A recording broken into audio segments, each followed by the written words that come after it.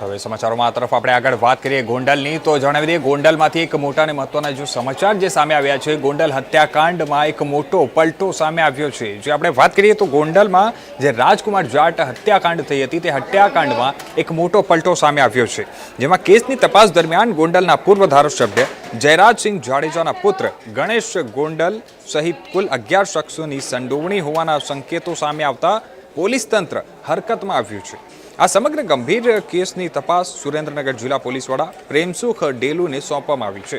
જ્યારે તેમની સાથે ધાંગધ્રાના ડીવાયએસપી જેડી પુરોહિત પણ તપાસમાં જોડાયા છે। પોલીસ દ્વારા જણાવવામાં આવ્યું છે કે ગણેશ ગોંડલ સહિત તમામ સંદિગ્ધોને સુરેન્દ્રનગર ખાતે પૂછપરછ માટે હાજર થવામાં કહેવામાં આવ્યા હતા। તમામના નિવેદનોનું અને ઝીણવટભરી ચકાસણી અને પૂછપરછ કરવામાં આવી રહી છે ત્યારે તપાસ દરમિયાન ગોંડલ બી ડિવિઝન પોલીસ સ્ટેશનમાં રાજકુમાર જાટના ગુમ થયા અંગેની ફરિયાદ અને બાદમાં એનસી ગુનો નોંધાયો હતો। ઉપરાંત રાજકોટમાં તેની હત્યા અંગે પણ અલગ ગુનો નોંધવામાં આવ્યો છે।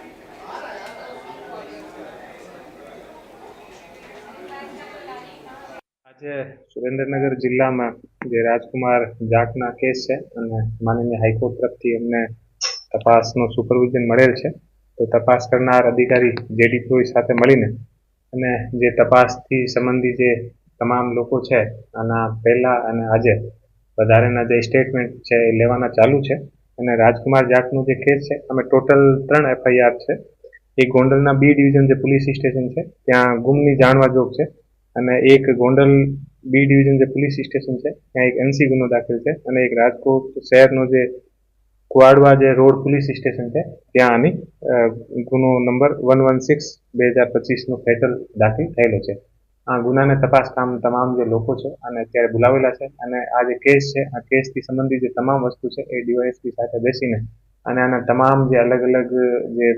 પાસા છે આ પાસાના ચેક કરવામાં આવ્યા છે અને આ સંબંધિત ચર્ચા કરવામાં આવી છે અને આ તપાસ અત્યારે આગળ ચાલુ છે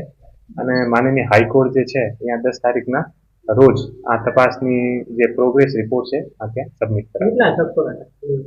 આજના દિવસમાં ટોટલ 13 શખ્સ જે છે અને અલગ અલગ રૂપથી બોલાવેલા છે અને આ લોકોના પહેલા પણ આઈઓ દ્વારા ગોંડલ જઈને અને તમામ જગ્યાએ સ્ટેટમેન્ટ લેવામાં આવ્યા છે અને વધારેની પૂછપરછ કરવા માટે પણ આજે અહીંયા બોલાવવામાં આવ્યા છે અને આ કેસને જ્યાં સુધી અમે લોકોને જરૂર પડશે ત્યાં સુધી અલગ અલગ